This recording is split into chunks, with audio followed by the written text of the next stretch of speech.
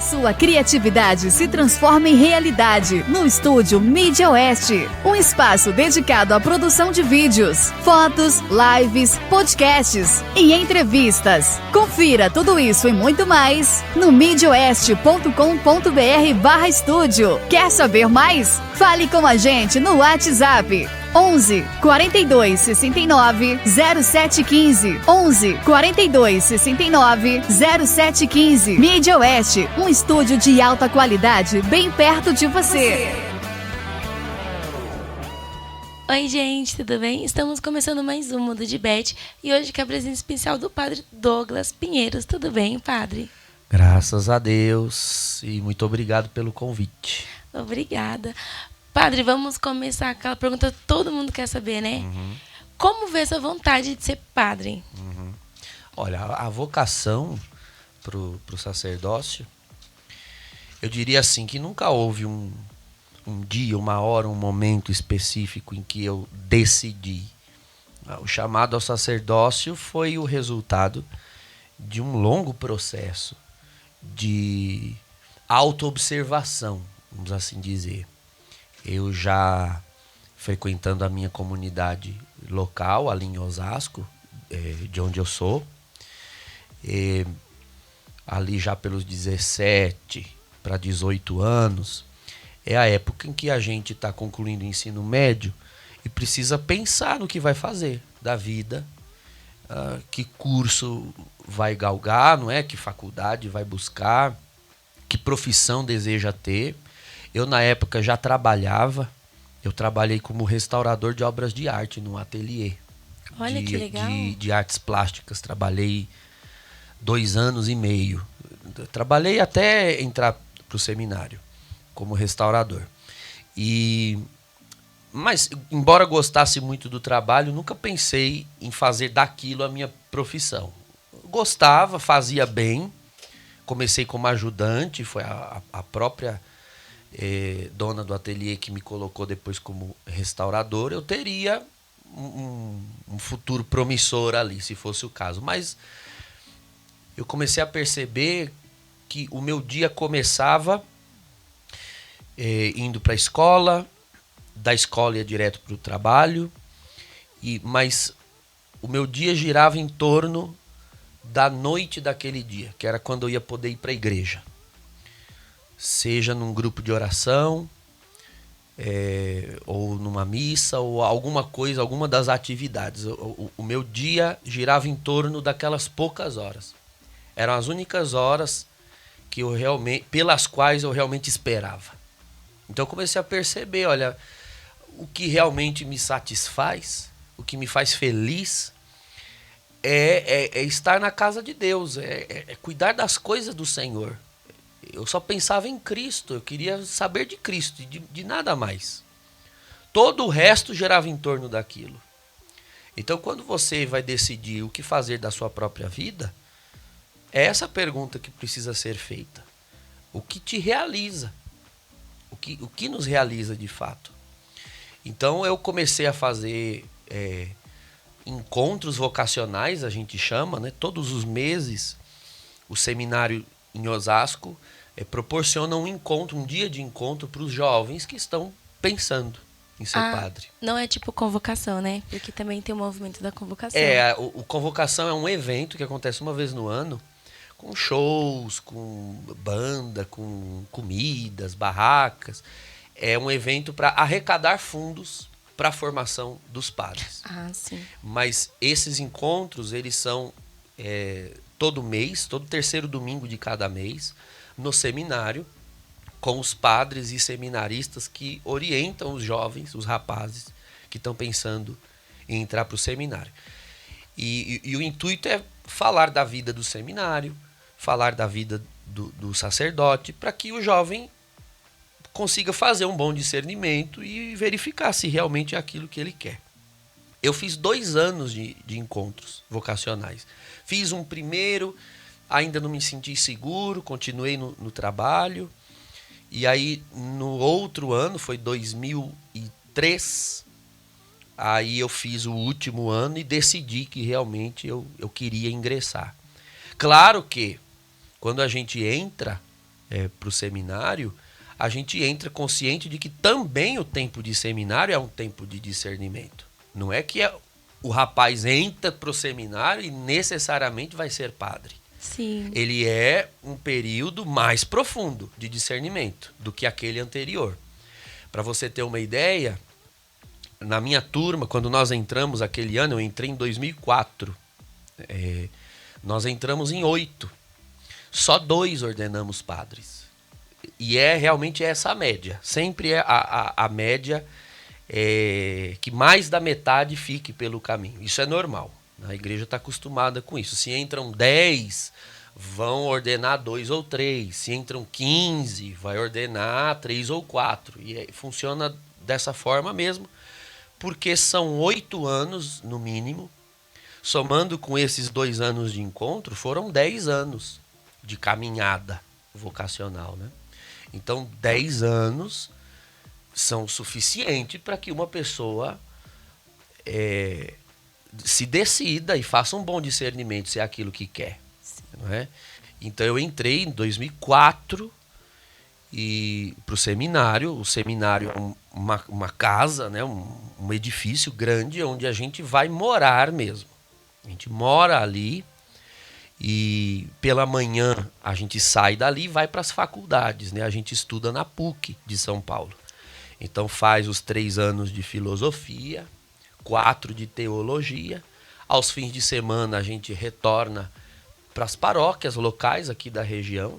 Em cada época a gente vai para uma paróquia para conviver com o pároco, observar o estilo de trabalho e de pastoral dele, aprender, né? Vai aprendendo como ser padre, aos poucos. Com os padres e com o povo também. O povo nos ensina a ser padre. E eu me ordenei padre em 2012, 25 de fevereiro de 2012. Esse ano eu fiz 10 anos de padre. Nossa, olha que legal. Então, mas nesse tempo que você ficou no seminário, quando saía assim, paz externa, né, que fala, Isso. não caía em tentação? Né? Depende do que você entende por tentação. Vi uma menina bonitinha, eu não vou mais ser padre, eu vou namorar, eu vou casar. Veja, um rapaz que entra pro seminário, ele não é castrado, não é? Sim. Ele obviamente tem os seus sentidos, os seus desejos, mas veja, o que você espera, por exemplo, de um homem casado? Não é justamente que ele seja fiel à sua esposa, por mais que ele ande no meio da rua o Sim. dia todo e veja outras mulheres. Então, não é difícil compreender que um homem, ele é homem quando ele é senhor de si e quando ele sabe o que ele quer da sua vida. Então, assim como você espera de um homem casado que, por mais que ele olhe e ache atraente outras mulheres, ele seja fiel à sua esposa, é o que se espera também de um seminarista, de um padre, que ele saiba o que ele quer. Ele fez uma opção de fidelidade. Ele celebrou uma aliança. Isso, por isso que os padres usam aliança de... A aliança, na verdade, essa aqui nem é aliança, né? É um anel que tem o Pai Nosso escrito. Eu uso mais porque eu gosto de usar. O que discrimina, vamos assim dizer, o que Isso. demonstra que um padre é padre, né, segundo a disciplina da igreja, é a roupa. O padre ele sempre deveria usar a veste talar, que nós chamamos, que é essa camisa clerical, ou a batina, que é aquela preta que vai até o pé. Em países tropicais como o nosso, por causa do clima, então é permitido usar de outras cores que não a preta, e uma camisa assim mais... seria uma edição mais curta da batina. Sim. Mas a veste é a batina. De cor preta, para dizer assim para o mundo que nós morremos para outros projetos, que não aquele em que nós vivemos. Por isso a cor preta. Nós morremos para aquilo. Eu celebrei uma aliança. Como você bate o olho na mão de um homem casado e vê que tem uma aliança, você tem que entender, olha, eu morri para todas as outras mulheres. Eu celebrei uma aliança. Eu tenho uma esposa. Então, ver o homem de veste talar é reconhecer o mesmo. Esse homem fez uma aliança e é preciso que essa aliança seja respeitada. Não é? Agora, quando a gente vai para as paróquias, eu não chamaria isso de tentações. Né? Muitos rapazes que entram para o seminário, quando vão para as paróquias, realmente passam por isso. Acabam se encantando por alguma moça da paróquia, que é uma boa cristã, que realmente deseja um dia ser esposa, mãe, e alguns saem do seminário, inclusive, e vão se casar. Eles não são padres ainda, os seminaristas. Então, no fundo, isso é bom porque ele precisa ser padre sabendo o que ele escolheu.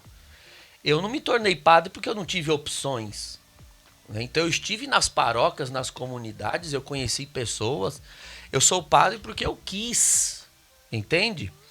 Nisso já se responde uma pergunta que muitos fazem e de maneira equivocada. A pergunta está feita de maneira equivocada. Por que o padre não pode casar?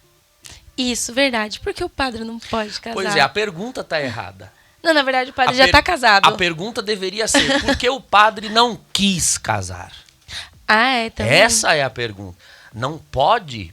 Não, ele não quis. É o mesmo, estou usando bastante o homem casado como comparação, porque é o tipo de vocação mais ordinária que todos conhecem. E eu estou fazendo um paralelo para que se compreenda um pouco a vida do padre. Você não pergunta para o homem casado, por que ele não pode casar com outra? Você não faz essa pergunta. Mas ele já é casado. A resposta é simples, não é? É porque ele, casado, não casa com a vizinha ou com a cunhada. Porque aqui no Brasil é bigamia, padre. Então, é bigamia. Bigamia. Exato. Ou seja, ninguém celebra duas alianças, senão não é aliança nem com uma nem com outra. Sim. Então, porque o padre não pode casar? Não, eu pude escolher casar ou não.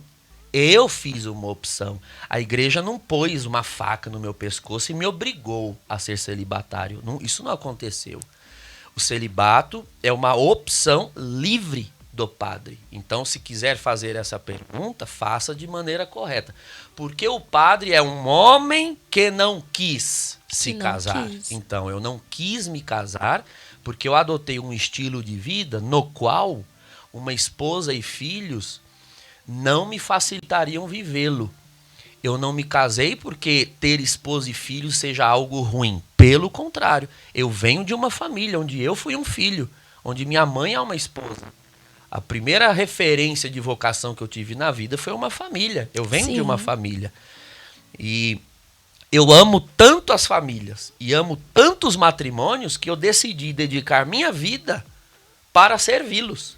E para poder servir às famílias e aos matrimônios e aos filhos e aos casais, para que eu tenha tempo para isso, eu resolvi não ter uma. Entende? É este o sentido. E eu digo, o celibato do sacerdote, ele tem duas razões, duas naturezas, né, duas origens. Essa primeira que é prática, o estilo de vida que nós vivemos, ele não comportaria uma família e filhos. Tá? Eu acompanho as famílias de perto. Família exige tempo, exige dedicação. Sim. Então tem que trabalhar fora para obter fundos, né, sustento. Tem que cuidar de filho toda hora, é levar em médico, tem despesa, é levar para a escola, e tem reunião, e tem que educar, e tem que repreender, e tem que levar também para um lazer, e tem que cuidar. A referência de pai que eu tenho é meu próprio pai. Meu pai dedicava o seu tempo para nós, ele viveu para nós. Era trabalho e casa, e levava para a igreja, e levava para viajar, passear. O ritmo de vida que eu vivo de ministério, as coisas que eu faço, olha, se eu tivesse uma família em casa, eles já teriam me abandonado. Sim. Porque eu não paro em casa. Isso é complicado, não parar em casa. Não paro. Então os filhos iam crescer bastante frustrados, de certa forma, e a esposa também. Então, eu fiz essa opção prática. Agora, há uma razão espiritual, a gente chama de teológica. Uma comunidade cristã local, estou falando da nossa fé católica. Sim. Uma comunidade local, ela merece ser uma reprodução perfeita da comunidade de Jesus nos evangelhos. Então você tinha ali nos evangelhos Jesus com os apóstolos e uma multidão de discípulos. E cada um vivia a sua vocação. Observando bem Jesus foi um homem celibatário. Um homem celibatário que viveu para os seus. Então a comunidade local, a paróquia, a comunidade, ela merece ter a figura de Jesus. Né? A gente usa uma expressão no catolicismo, o sacramento de Jesus, o sinal visível de Jesus. O padre deve ser essa figura. O homem cuja família é a comunidade e nenhuma outra. No caso, é o dirigente espiritual. Sim, é o pai espiritual. A palavra padre significa pai. Ele é o pai daquela comunidade. Ele é o pai espiritual. Isso. E o pessoal de casa, assim, que precisar conversar com o senhor, ter uma direção espiritual, como que eles fazem? Então, eu sou pároco já vai fazer 5 anos, aqui no Fátima, em Jandira. Né? A matriz fica no Gabriela. Porque quando a gente fala o Fátima, logo vem o terminal, né? Vem as graças. Isso. Então, ali no terminal tem uma igreja também, que também Sim. sou eu que cuido. Sim. Mas ali não é a matriz, ali é uma capela, Nossa Senhora das Graças. Eu cuido de 6 capelas na região. São 3 em Jandira, porque ali é o limite de município, né? Sim. Então, são 3 aqui em Jandira, é uma no Gabriela, que é a matriz, é a Nossa Senhora de Fátima, lá em cima. Ali no Jardim Camila, atrás do Monteiro Lobato, tem a comunidade Mãe Peregrina, que sou eu que cuido também. Na Vila da Amizade, lá embaixo, tem a Aparecidinha, Sim. sou eu que cuido também. E aqui no terminal do Fátima, a Nossa Senhora das Graças, que está bem ali na Estrada Velha. No Briquet tem a São Sebastião, que sou eu que cuido.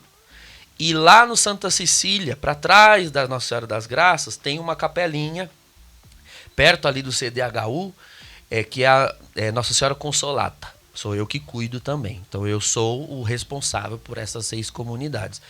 Querendo conversar, se confessar e buscar uma orientação espiritual, o correto é procurar na matriz, ali no Gabriela, né? Porque ali tem a secretaria paroquial, onde ela vai organizando a agenda, né? Que está bastante longa, porque o padre não é sempre que dá conta. O conselho que eu dou às pessoas que às vezes têm necessidade de orientação, não é? A comunidade ela é tão numerosa e as necessidades são tantas que o próprio padre se sente impotente. Você imagina quantas pessoas precisando e eu sou um só. Imagine se eu tivesse família, né? Verdade. Eu um só. E eu sou um só. O conselho que eu dou é frequente as missas primeiro, ouça a palavra de Deus. Tem coisas que a palavra responde. A Sim. pregação. Porque a pregação é o momento que o padre tem, o momento mais privilegiado que o padre tem de orientar o seu povo. E acontece muito, com frequência. As pessoas estão lá na fila do atendimento, tem o nome lá, e passam um tempo, elas vão na secretaria e retiram o nome. Olha, eu estava com uma dúvida, uma coisa que eu queria ouvir do padre, mas ele já falou na pregação, na homilia. Então aquilo já me deu uma luz, eu não preciso mais. Com isso você dá lugar a uma pessoa que realmente precisa, né? Sim. Então a primeira orientação que eu dou, né? Não é uma forma de fugir dos atendimentos, pelo contrário, é uma forma de otimizar o tempo do padre e dos fiéis. Sim. Frequente as missas, ouça a palavra de Deus, as pregações, e ali com certeza muitas luzes virão para a sua vida. Você falou em se confessar. Quanto tempo as pessoas têm que se confessar? Com frequência, uma vez por ano? O pessoal tem bastante Olha, dúvida. existe um mandamento. A Igreja Católica ela tem 5 mandamentos. Mandamentos da Igreja, né? Não são os mandamentos da lei de Deus. Sim. Mandamentos da Igreja que nada mais são do que ensinos. A Igreja é uma mãe que quer ensinar e dar o caminho melhor para os seus filhos. No mandamento da Igreja diz confessar-se ao menos uma vez ao ano por ocasião da Páscoa. Então agora nós tivemos a Páscoa. Então houve muitas confissões. É a época privilegiada, que é a quaresma, né? Para que as pessoas se confessem. Agora, a pessoa deve procurar a confissão, em primeiro lugar, quando lhe acusa a consciência. A confissão, ela é para que o fiel católico tenha uma experiência de reconciliação com Deus. Todas as vezes que pecar. Eu acredito que ninguém seja tão santo que só peque uma vez ao ano. É verdade. Para confessar apenas uma vez ao ano. Então, o conselho que eu dou é que se confesse com frequência. Qual é essa frequência? É a consciência de cada um que vai dizer. Eu, às vezes, me confesso a cada 15 dias, uma vez por mês. Se precisar mais do que isso, eu comparo a confissão como uma limpeza.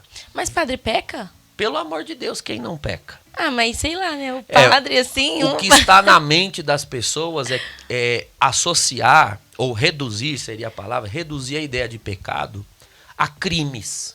Os 10 mandamentos. Tipo, se não se enquadra, não é. Se eu pergunto assim, o que é um pecado para você? As duas primeiras coisas que as pessoas falam, matar, roubar.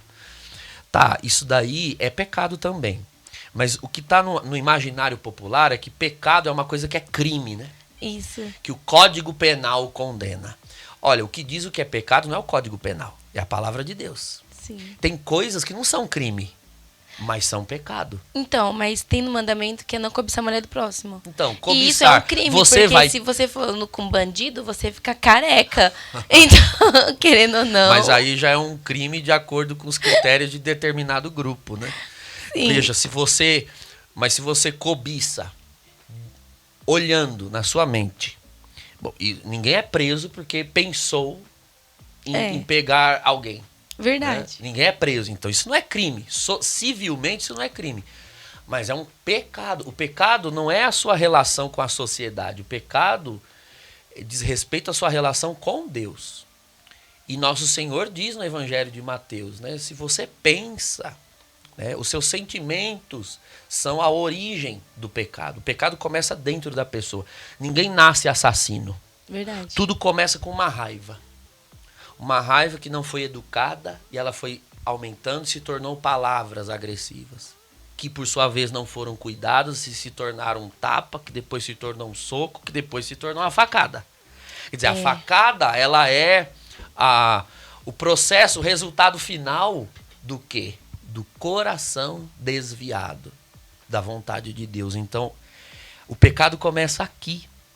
Então, o padre, como qualquer outro ser humano, ele tem os seus maus sentimentos, os seus maus pensamentos, às vezes uma irritação, às vezes faltou com o dever da oração. Estou dando aqui exemplos que não são assim hediondos, mas todos correm o risco de cometer. Faltou com o dever da oração, se entregou à preguiça, não rezou, não fez algo que deveria. Pecado não é só o que de ruim fazemos, também é o que de bom não fizemos. Omissões também são pecado.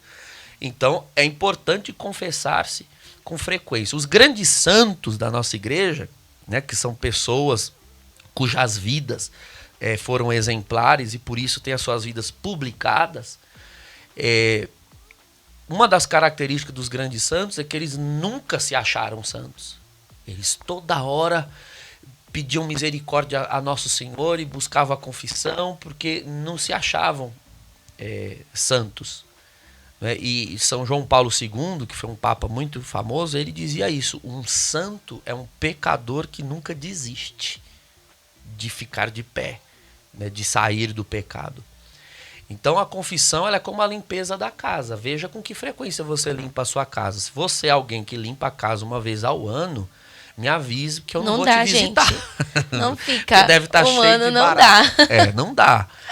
Pode ser que você faça uma grande faxina, mas esporadicamente. Mas limpeza se faz com frequência. E quando você está lá no confessionário, você já deu, teve alguma ocasião que você já deu uma risada? Já. Mas assim, tem coisas que a gente ri, não é que ri da pessoa, a gente ri com a pessoa. Porque às vezes ela faz alguma pergunta, ela quer tirar uma dúvida. Existem dois tipos de penitentes, né, que vêm ao confessionário. Existe o laxo e o escrupuloso, a gente chama. O laxo é aquele que ele não consegue ver pecado em nada. Ele não consegue se acusar, ele acha que nada é pecado.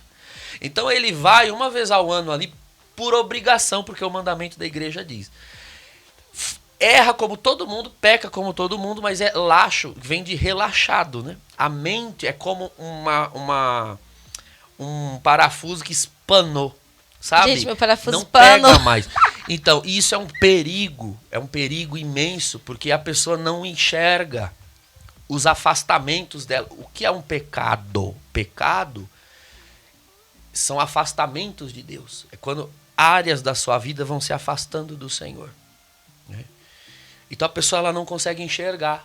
Ela está com aquilo esfriado na alma dela e ela se acomodou, ela acha que é ótimo. Agora, tem o outro lado que são os escrupulosos, que é o outro extremo. Eles em pecado em tudo, tudo. Desses eu morro de rir. Ah, Porque gente, eu conheço. eles veem pecado em cada coisa, então eu rio. E assim, eu rio propositalmente para que eles enxerguem que é cômico. Eles estão exagerando. E para eles verem, a risada, de certa forma, os tranquiliza. Sim. Porque se eu vou no embalo, né, do escrúpulo exagerado deles, aí eu acabo acentuando aquele sentimento. Sim. Então eles, eu não sei, eu tava fazendo comida e eu não fiz comida com o amor que eu devia fazer. Eu acabei deixando a comida queimar. Quer dizer, tem pessoa que vem confessar porque deixou o arroz queimar. Eu tenho que rir para que ela veja, olha, filha, não é um pecado, foi um acidente. Qualquer coisa que saia errado, ela associa qualquer erro da vida com erros morais. E não é bem assim. Eu falei, não se trata disso. Você estava distraída, ocupada, esqueceu. Não foi um mal deliberado, né? Então, isso a gente tem que rir. Tem que rir e ensinar a pessoa. Olha, não é por aí. Então, tanto os laxos quanto os escrupulosos, a única receita para que elas entrem no caminho da virtude é a obediência. Elas precisam ouvir o sacerdote e seguir.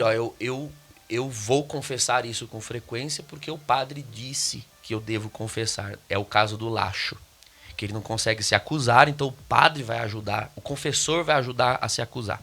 E o escrupuloso, ele se acusa em demasia, exageradamente. Então o confessor vai dizer, pare de se acusar disso daqui, porque você vai criar uma paranoia. Então é outro tipo de obediência, né? Mas veja a responsabilidade de um confessor. Ele tem que estar muito bem formado, né, na palavra, na doutrina, porque as pessoas entregam as suas vidas nas nossas mãos. Isso é muito sério. Verdade. Muito sério.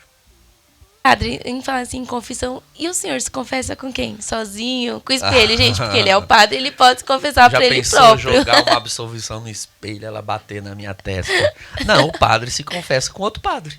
Qualquer outro padre. Sério mesmo? Sim, com qualquer outro sacerdote. Assim como um bispo ou o papa. O papa peca? Procurar. Qual ser gente, humano não peca? Lembra que eu acabei de dizer? É verdade. Nenhum santo acha que é santo. E isso é uma característica da santidade. Ponha-se no lugar do Papa. Você imagina uma pessoa com o peso que ele tem nas costas. Muito grande. Olha, você acha que pelo menos uma irritação ele não passe? Uma vontade interior, assim, de esganar alguém e ele não passe de vez em quando? Igual a piadinha que ele fez com o Brasil. Gente. Então, mas foi uma piadinha mesmo. Você vê como, às vezes, as redes sociais, elas estão chatas. As pessoas não temperam mais o que é piada, brincadeira. Tudo adquiriu um peso de seriedade, nada mais tem descontração. O Papa, ele é argentino. Não é famosa a querela, a rixa que tem entre brasileiros e argentinos? Sim, por conta do Maradona, né? Sim, no campo da piada, no campo da brincadeira. Então, fizeram, isso já faz um tempo, eu não lembro os detalhes. Mas falaram alguma coisa para ele do Brasil. Aí ele, não, o Brasil não tem mais jeito, muita cachaça. E logo ele riu e você via na fisionomia e no tom de voz dele que era piada. Como a gente zoa com os argentinos, ele é um argentino zoando com os brasileiros. E fizeram um alvoroço. Quer dizer, agora criou-se essa pecha, esse rótulo. O Papa tem que ser uma pessoa sisuda, amarrada, que não brinca, não ri, não descontrai. Pelo amor de Deus, foi uma piada, uma brincadeira. Sim. Agora, o Papa se confessa, e geralmente com outros padres mesmo, não bispos. E a gente já viu várias ocasiões, às vezes na TV.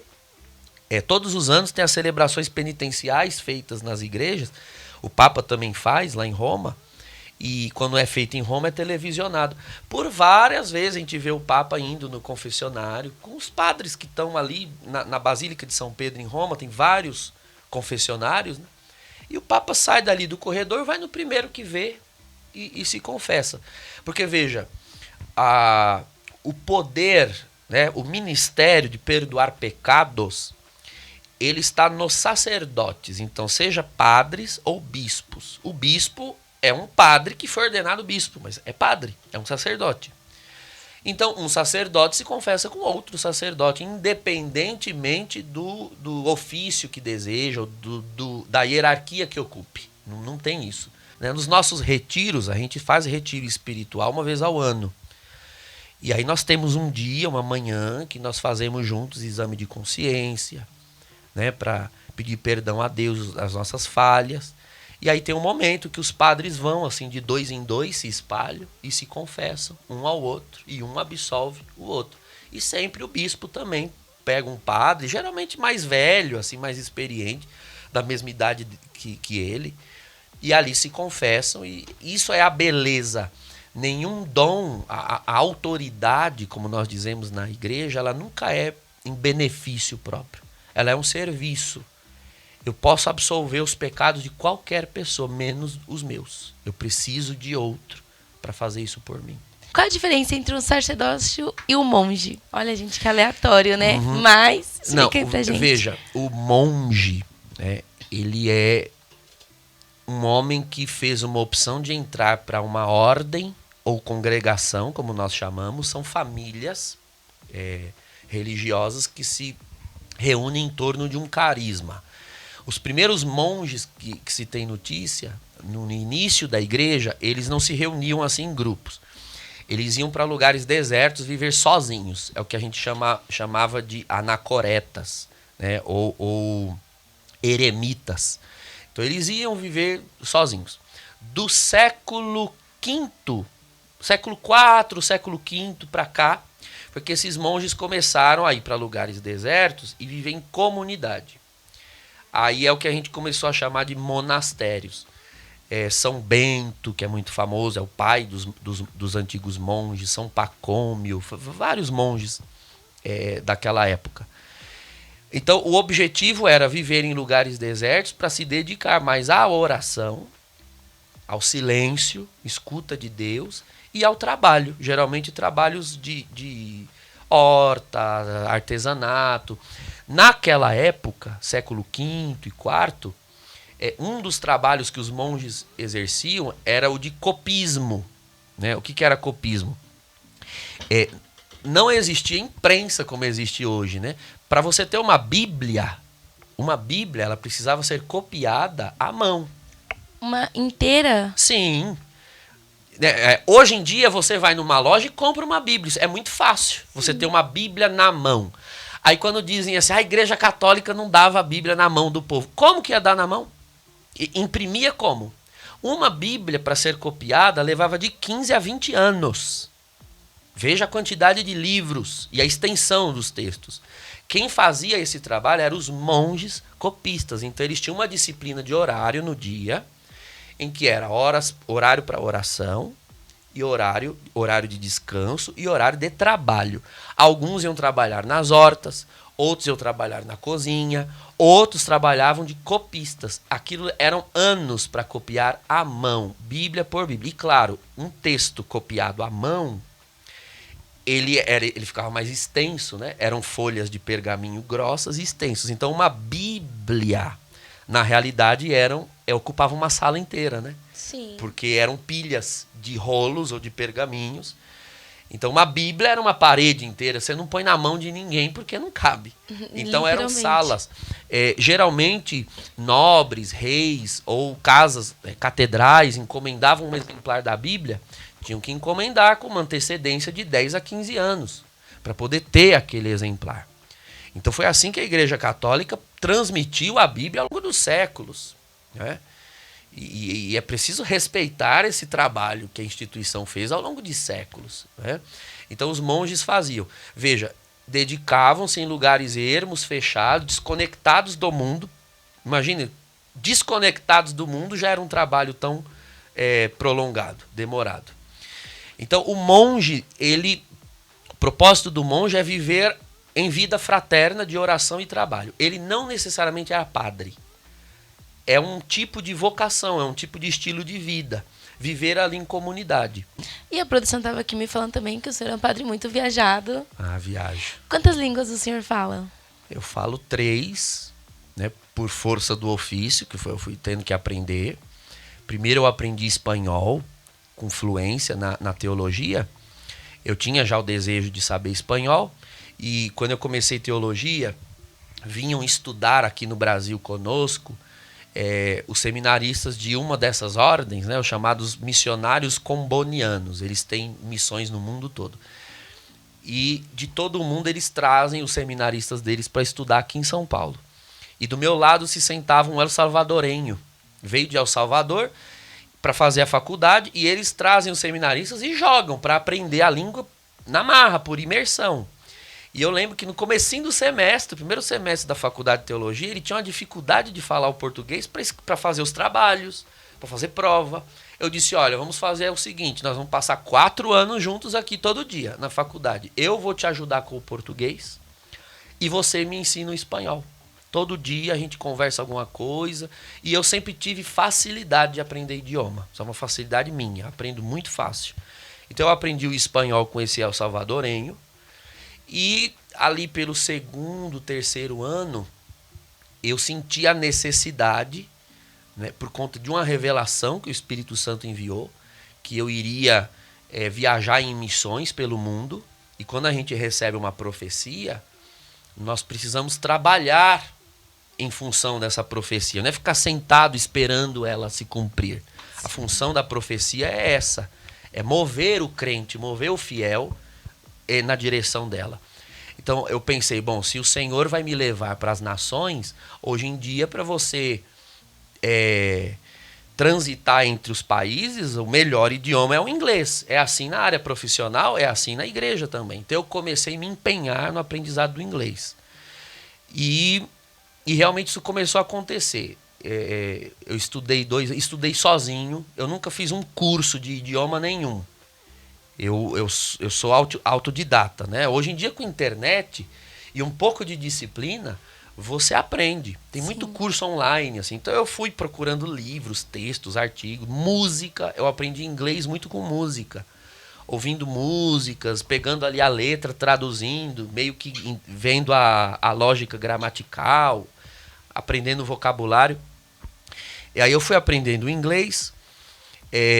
Em 2012, quando eu ordenei padre, eu fiz uma primeira viagem a passeio mesmo, para experimentar como era estar fora do país. Aí eu fui e fiquei 1 mês nos Estados Unidos. Fui para passear. A gente vê tanta coisa americana nos filmes que eu queria conhecer de perto. Então eu fui para Nova York, fui para as Cataratas do Niágara, fui para Washington, ali na região de Boston, na Pensilvânia, Delaware, Maryland. Andei bastante ali. E vi que o meu inglês, assim, eu sabia muita coisa, mas uma coisa é você estudar um verbinho to be aqui, fazer um curso, outra coisa é você estar lá. Sim. Então eu apanhei muito. Eu voltei dos Estados Unidos para o Brasil embora com uma crise, porque eu tinha estudado tanto e apanhei demais. Mas é apanhando, é caindo que você aprende. Então eu trouxe as experiências. Falei, olha, eu tive dificuldade nisso. Vou treinar. E comecei a treinar.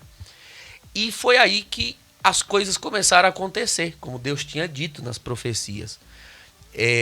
Eu comecei a fazer um trabalho numa TV católica que tem aqui em São Paulo, que é a Rede Século XXI. Ali eu conheci um amicíssimo meu, que hoje é meu compadre, eu sou padrinho de alguns dos filhos dele, que é o Fernando Nascimento. E ele começou a me colocar em contato com lideranças dos Estados Unidos, que tinham muita vontade de conhecer a igreja aqui no Brasil, porque a igreja no Brasil, ela é referência para todo mundo. Sim. Inclusive para os americanos. Os americanos ficam encantados com o fervor da fé cristã aqui no Brasil. Porque no hemisfério norte há uma frieza espiritual muito grande, um materialismo. Principalmente, então os Estados Unidos precisam muito da nossa ajuda. A gente é acostumado a pensar em Estados Unidos no sentido econômico. É verdade. Que é muito superior a nós. Mas espiritualmente eles estão anos-luz atrás em algumas coisas. Então eles sempre pedem ajuda, eles pedem socorro, eles pedem que os brasileiros vão para pregar, para ensinar. Então foi graças a já saber o inglês que eu comecei a ir, porque precisava saber o inglês para assessorar essas comunidades americanas. Depois Deus foi preparando ocasiões de acompanhar peregrinações. Eu já fui algumas vezes para Israel. Agora, no final do ano, eu vou de novo. Vai ter mais uma peregrinação, não vai? Sim, esse ano e ano que vem. Já São deixa duas. o pessoal de casa, quem quiser ir, quem já quiser vamos, pode entrar em contato, né? Depois eu deixo o contato. Ele vai deixar as redes. Pode aparecer aqui embaixo depois. Sim. E tem pela Peregrina Brasil, que nós vamos fazer. Nós vamos fazer Israel uma semana, alguns dias na Itália, com Roma, San Giovanni Rotondo, que é no sul, onde viveu o Padre Pio de Pietreutina, um santo pelo qual se tem muita devoção aqui no Brasil. Depois Lantiano, que é um lugar também muito conhecido por um milagre eucarístico que aconteceu lá. Roma é uma cidade lindíssima, vale a pena. Até quem não é de igreja fica encantado com a beleza de Roma. Quem quiser ir passear também. Pela história. Sim. E tudo, é um lugar belíssimo. E depois nós vamos para Portugal. Aí vamos fazer Lisboa, Fátima, que é a padroeira aqui da nossa paróquia em Jandira. Então nós vamos lá também visitar. Vai ser uma viagem de uns 15 dias, aproximadamente. Esse mês de novembro agora e o outro do ano que vem também nós vamos fazer essa peregrinação. Já nessa pegada, né, de falar do plano futuro, quais são os planos futuros que tem? Olha, os projetos que estão acontecendo. O futuro pertence a Nosso Senhor, né? Aqui em Jandira, nós temos planos de todas as ordens, vamos assim dizer. Planos físicos, nós temos nossas obras, nossas construções. A nossa paróquia aqui, graças a Deus, ela é bastante antiga, não é? Vieram os primeiros missionários aqui para Jandira. Nós tivemos um pároco, que foi o padre João Carlos, que é um italiano, ainda hoje nos ajuda, ainda hoje está aí firme, sim, com saúde, está idoso, mas está bem, e nos ajuda. Ele foi o primeiro pároco. Então, as igrejas nossas, elas foram construídas mais ou menos ali pelos anos 80. Hoje, elas já não comportam, por causa do tamanho, a quantidade, sim, de fiéis. E muitas delas, as que comportam, precisam de manutenção, né? Precisam de atualização, mesmo de estrutura e tudo mais. Tudo isso tem muito custo. Então, os nossos projetos estruturais, assim, materiais hoje em dia, têm girado em torno disso. Eu falei ali da igreja que está na Estrada Velha, a Nossa Senhora das Graças, ela é um exemplo.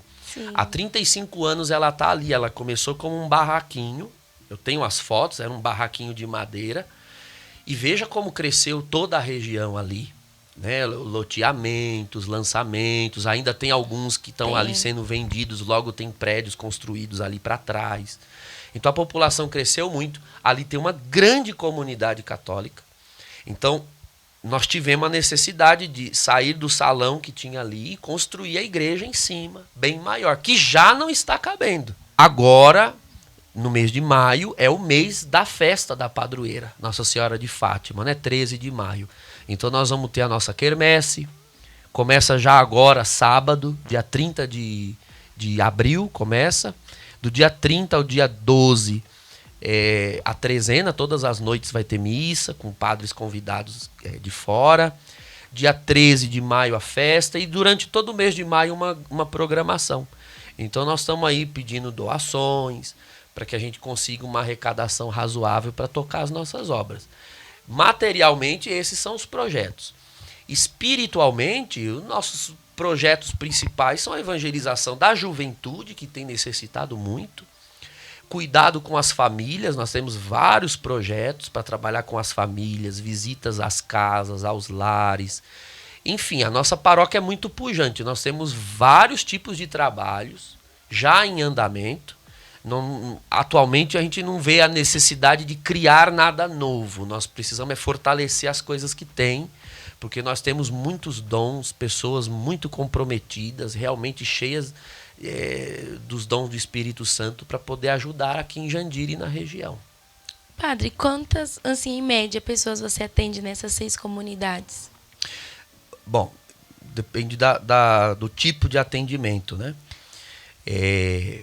O atendimento em termos de recepção, né, de acolhimento, a matriz e a igreja ali do Fátima, a Nossa Senhora das Graças, elas recebem, em média, por semana, assembleias de 300 a 400 pessoas, que são igrejas maiores, né? No Gabriela, principalmente, porque tem 2 missas no domingo, e todas muito cheias. Então, ali vem de 800 a 1.000 por fim de semana, frequentando as missas, né? Atendimentos personalizados, né, de confissões, aconselhamentos, aí eu dou bem menos conta, porque eu sou sozinho, mas eu atendo uma média de confissões de 80 a 100 por semana. Agora, nós temos também os atendimentos sociais, que durante e depois da pandemia aumentaram muito, principalmente a distribuição de cestas básicas. Nós atendíamos uma média de 30 a 40 famílias antes da pandemia, que procuravam a igreja, necessitando de cesta básica e outros cuidados, como medicação, principalmente, produtos de limpeza, enfim, famílias bem pobres que precisavam de ajuda. Da pandemia para cá, esse número dobrou. Nós temos uma média de 70 para 80. E tem outras na fila, que a gente não atende porque não tem condições. Então a gente faz o atendimento de que maneira?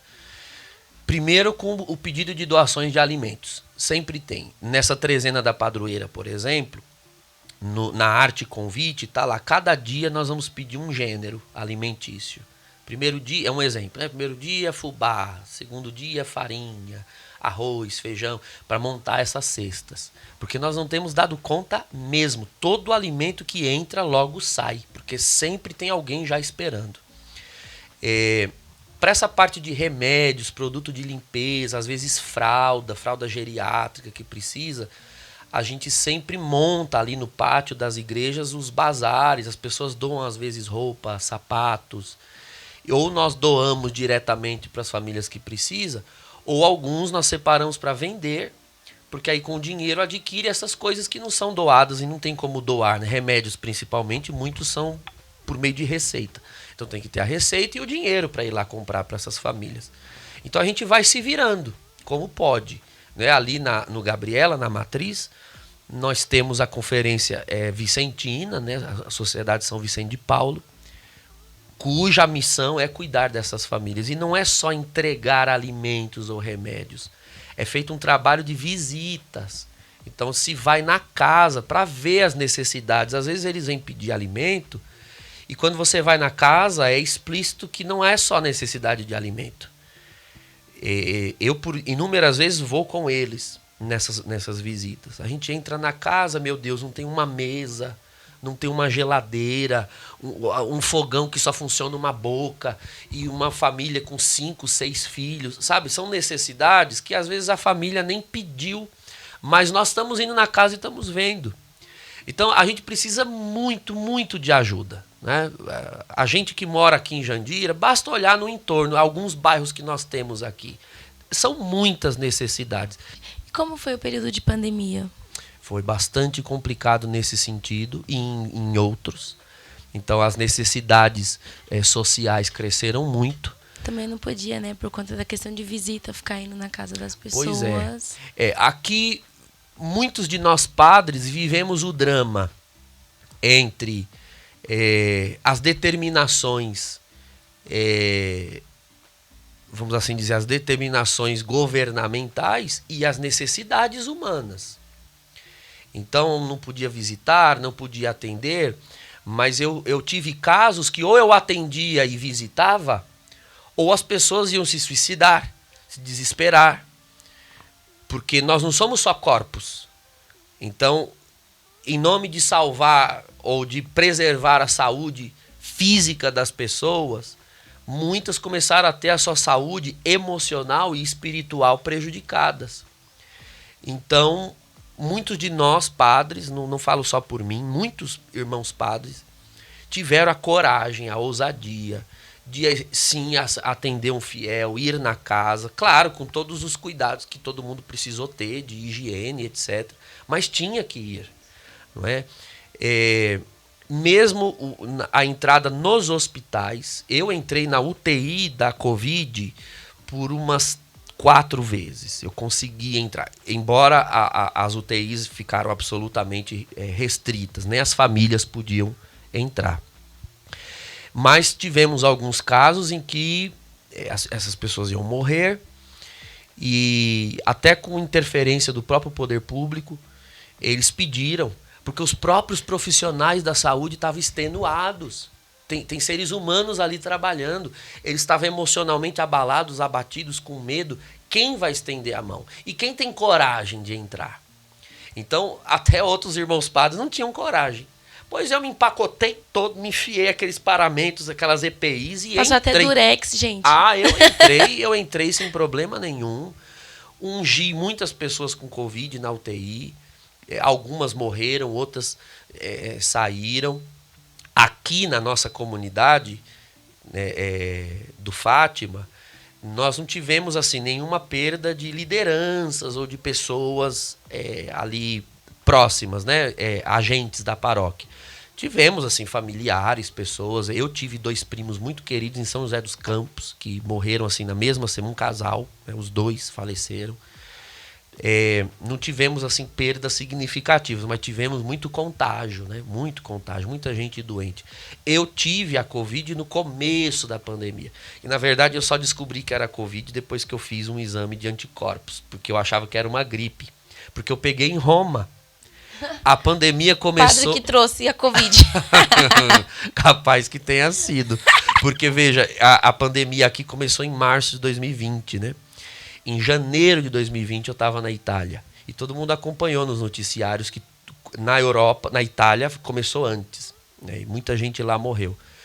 E eu lembro que eu cheguei com sintomas muito estranhos. Eu não achei tão estranho, porque eu vivo gripado, resfriado, o frenesi de vida, minha imunidade vive lá embaixo. Mas eu fui no médico, tomei alguns remédios, e aí em março começou aqui a pandemia e os confinamentos. Em julho eu peguei um resfriado, aí já fiquei com medo. Aí na época não tinha ainda esses testes do cotonete, isso começou a vir em 2021, né, que começaram a ser confeccionados. Ali em 2020, para você descobrir que tinha Covid, demorava 1 semana, 10 dias para sair um resultado e era só exame de sangue, a sorologia. Aí eu fui fazer, deu negativo, mas deu anticorpos lá nas alturas. Eles disseram, olha, você teve Covid em algum momento. A última vez que eu tinha ficado doente foi na Itália, né? Então tudo fez sentido. Então foi quando eu tive, e acho que foi Deus que me guardou, né? E guardou quem estava em volta. Mas eu parti desse princípio. Olha, se eu já tive, então eu tenho alguns anticorpos, eu preciso, né? Todo mundo ignorava muita coisa ainda sobre a doença. Então eu resolvi arriscar. E fui sim nos hospitais e fui nas casas, as pessoas doentes, a própria família tinha medo de chegar perto. Você imagina, você está doente e todo mundo te isola. Põe-se no lugar da pessoa. Ela está com medo porque ninguém sabe o que vai ser, como a doença pode se desenvolver, e ela não tem ninguém por perto para confortar. Isso é horrível. Então, eu tive uma imposição de consciência. Eu me ordenei padre, não foi para me preservar, foi para salvar vidas. Nosso Senhor diz assim no Evangelho, quem quiser guardar a sua vida vai perdê-la. Era nesse sentido. Eu não me ordenei para ficar guardando a minha vida. Se eu tiver que pegar e morrer por ter ajudado um irmão, eu vou correr esse risco. Mas eu estou falando por mim, tá? Eu não posso julgar ou estar na mente de ninguém, de nenhum outro irmão padre, né? Perder um padre é um prejuízo para uma igreja inteira, para uma comunidade inteira. Nós perdemos um padre aqui da nossa igreja local para a Covid, né, ali em Vargem Grande Paulista. Tinha 37 anos. Ele tinha já algumas comorbidades. Mas você vê, toda uma comunidade sofreu.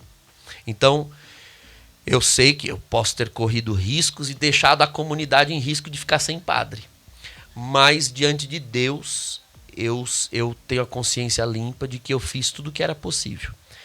E agora, né, já com as coisas nos seus finalmente da pandemia, ficaram aí os cacos sociais, emocionais também, para refazer.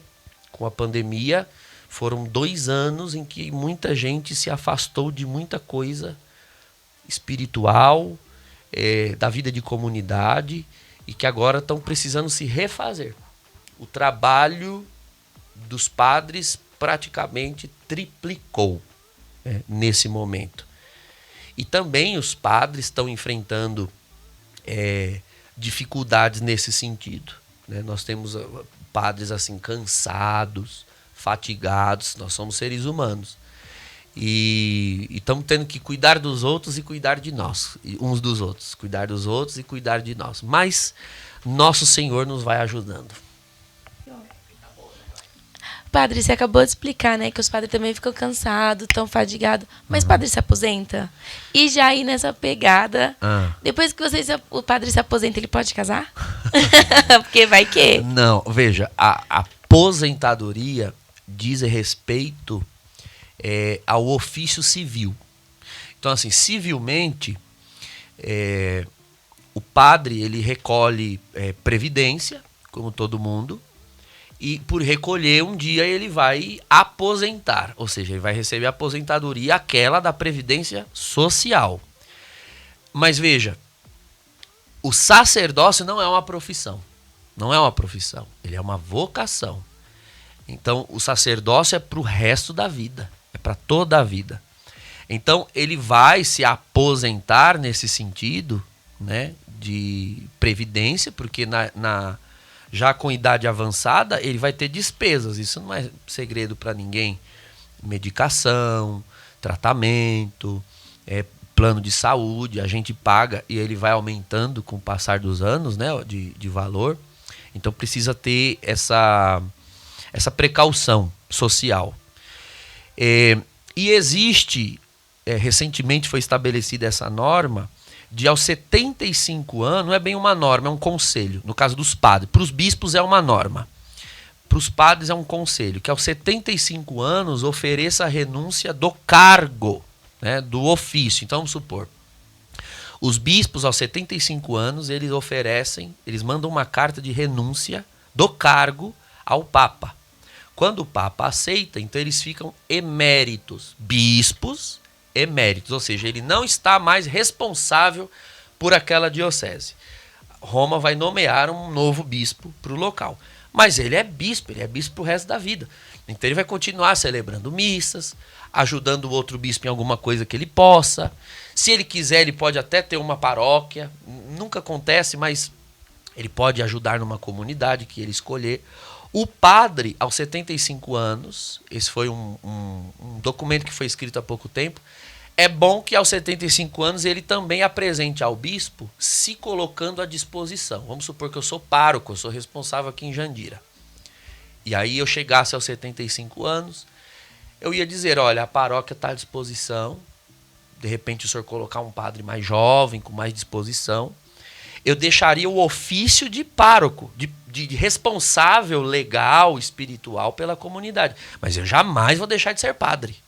Então nós temos, por exemplo, o padre João Carlos, que foi o primeiro pároco aqui em Jandira, ele já está aí na casa dos 80 anos.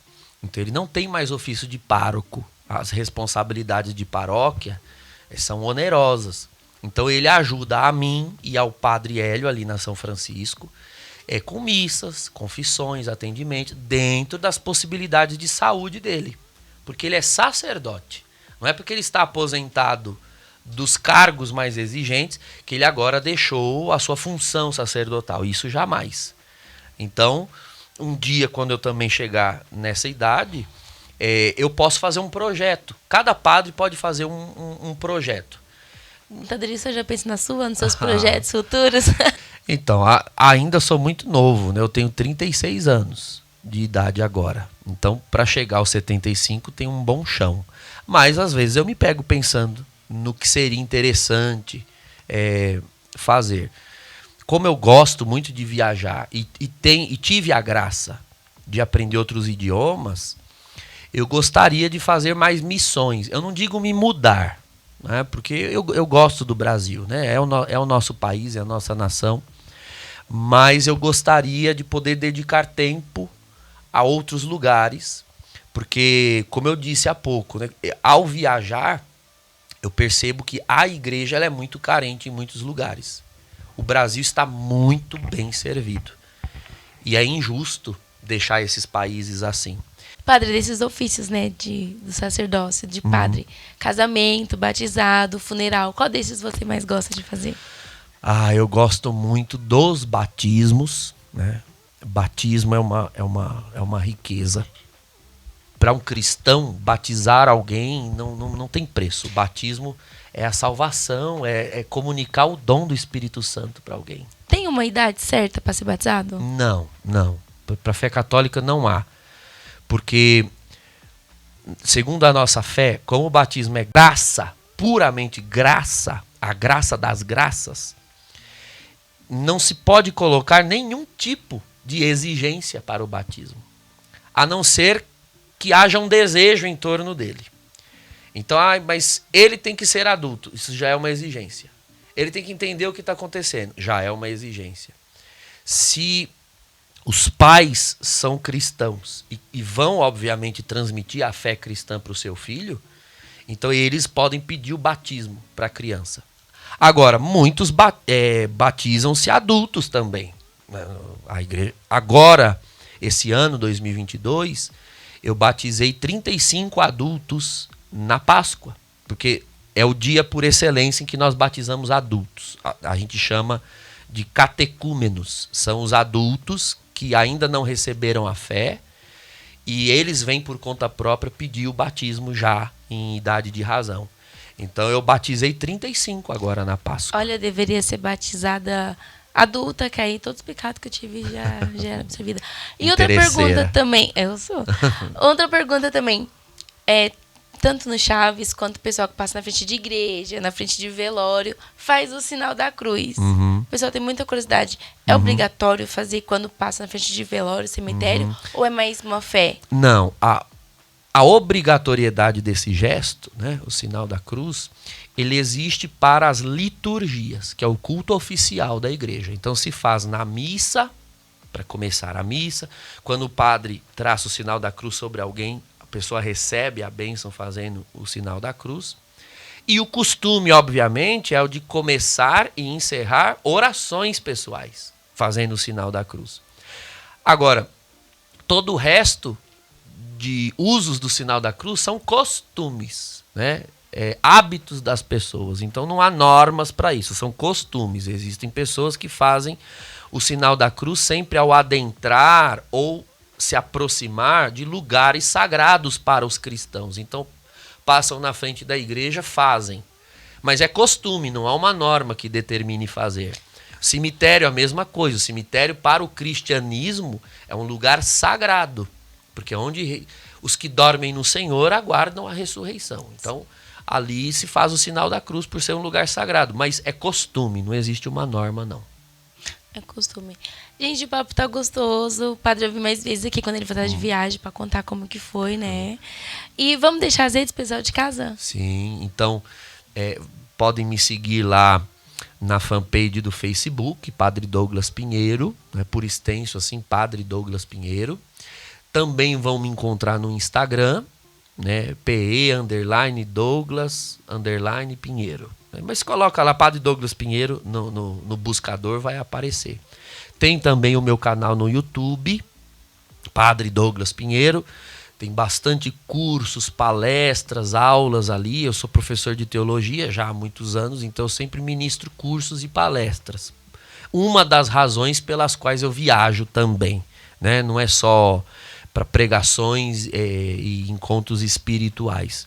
Muitos congressos, simpósios. Estou sempre envolvido. Tem meu site, padredouglaspinheiro.com.br. Tem também Ele lá. tem um site, gente, é o padre famosinho. Tem um curso lá, tem cursos lá. E tem o Spotify, porque as pessoas gostam de ouvir as pregações, às vezes, né?